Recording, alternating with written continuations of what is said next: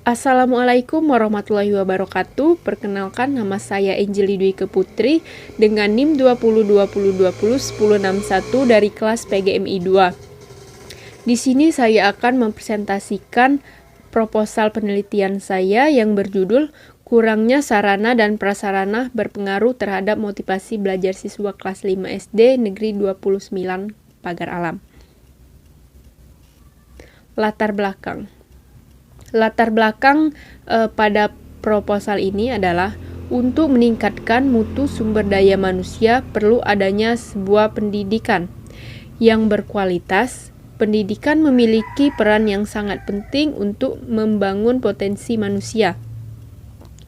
Motivasi dan belajar menurut UNO merupakan dua hal yang sangat berpengaruh sehingga kegiatan belajar diperlukan adanya motivasi dalam diri siswa.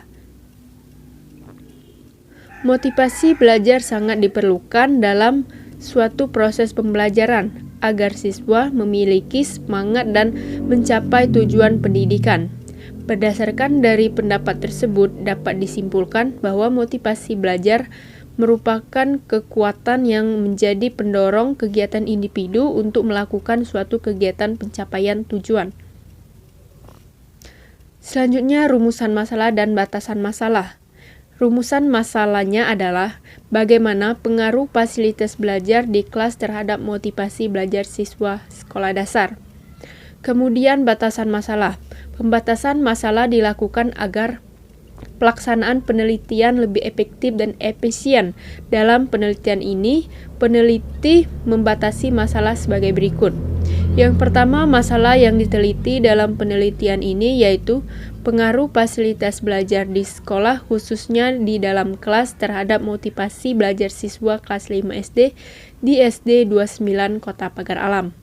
Kemudian yang kedua, populasi dalam penelitian ini yaitu siswa kelas 5 SD 29 Kota Pagar Alam. Selanjutnya, tujuan penelitian dan manfaat penelitian. Tujuan penelitian. Adapun tujuan dalam penelitian ini adalah untuk mengetahui pengaruh fasilitas belajar di kelas terhadap motivasi belajar siswa kelas 5 SD di SD 29 Kota Pagar Alam. Manfaat penelitian. Yang pertama ada manfaat teoritis dalam memberikan informasi ilmu pengetahuan tentang manajemen pendidikan memerlukan kajian fasilitas belajar di sekolah terhadap motivasi belajar. Selanjutnya bagi peneliti dapat menambah pengetahuan serta pengalaman tentang manajemen pendidikan agar kelak dapat dipergunakan ketika jadi guru atau pendidik. Selanjutnya yang terakhir bagi pendidik, diharapkan dapat dijadikan motivasi dalam mengajar agar dapat mempergunakan fasilitas yang ada secara maksimal. Selanjutnya kerangka teori.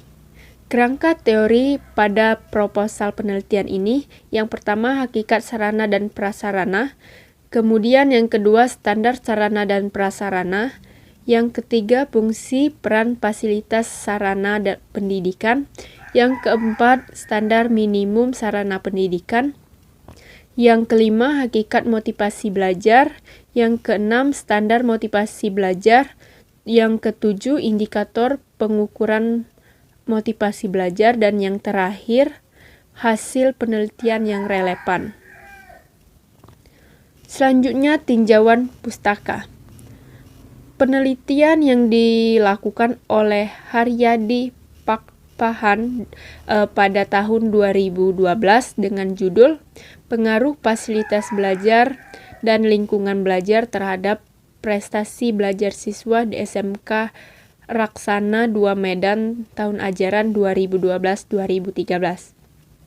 Kemudian penelitian yang dilakukan oleh Yulianti Anjayani pada tahun 2013 dengan judul Pengaruh Fasilitas Belajar terhadap Motivasi Belajar Siswa pada Mata Pelajaran Produktif Administrasi Perkantoran SMK Negeri 3 Bandung.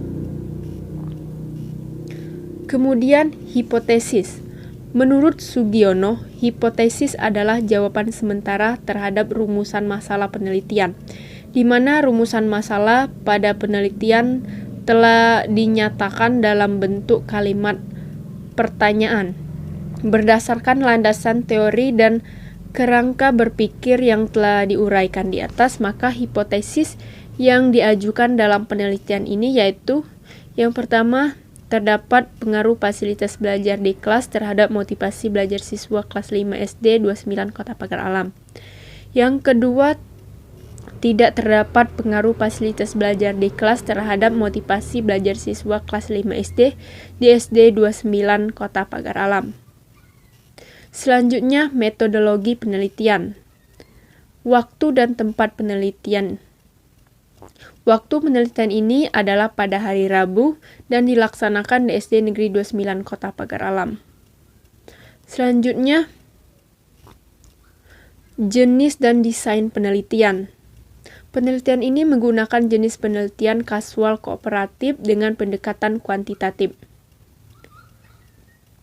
Kemudian penelitian ini menggunakan model analisis regresi.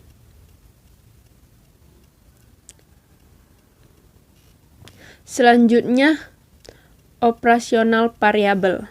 Variabel bebas. Variabel bebas dalam penelitian ini yaitu fasilitas belajar di sekolah.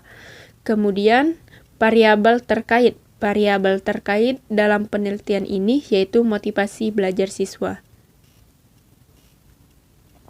Kemudian selanjutnya adalah populasi dan sampel. Populasi pada penelitian ini yaitu seluruh siswa kelas 5 SD di SD 29 Kota Pagar Alam. Kemudian sampel. Dalam pengambilan judul sampel, peneliti menggunakan tabel Isaac dan Michael dengan taraf kesalahan 5%. Telah diketahui jumlah populasinya yaitu 23 siswa. Maka dengan melihat tabel itu, jumlah anggota sampel sebanyak 18 siswa. Selanjutnya, teknik pengumpulan data. Teknik pengumpulan data yang digunakan dalam penelitian ini yaitu kuesioner atau angket dan dokumentasi. Selanjutnya, teknik analisis data. Yang pertama, analisis deskriptif. Yang kedua, analisis deskriptif variabel motivasi belajar. Yang ketiga, analisis deskriptif variabel fasilitas belajar. Baiklah, itulah presentasi dari penelitian saya.